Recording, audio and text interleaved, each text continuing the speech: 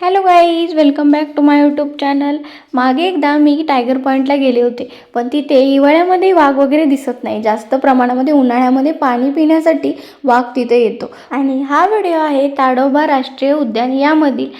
ताडोबा राष्ट्रीय उद्यानमध्ये जीपची सफारी आहे आणि बसेसची सफारी आहे. त्याच्यासाठी बुकिंग 2-3 महिने अगोदर करावं लागतं.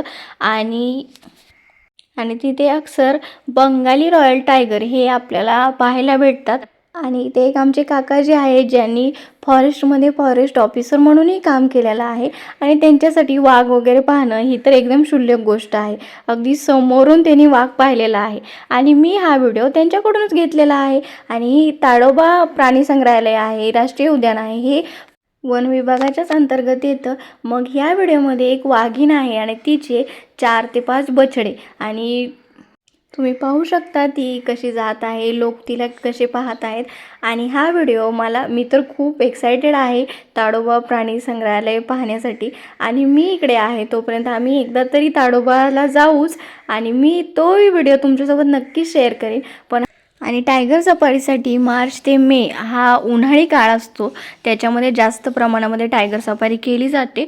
आणि वाघ, बिबटे, अस्वल, रानडुक्कर असे बरेच प्राणी आपल्याला पाहायला भेटतात. आणि mytadobha.महाफॉरेस्ट.gov.in या वेबसाईटवरूनही तुम्ही ताडोबाच्या सफारीसाठी बुकिंग करू शकता. आणि तुम्ही बऱ्याच ठिकाणी ऐकलं असेल की एका वाघाने शेतकऱ्यावर हल्ला केला. तर वाघ कधीही माणसावर हल्ला करत नाही.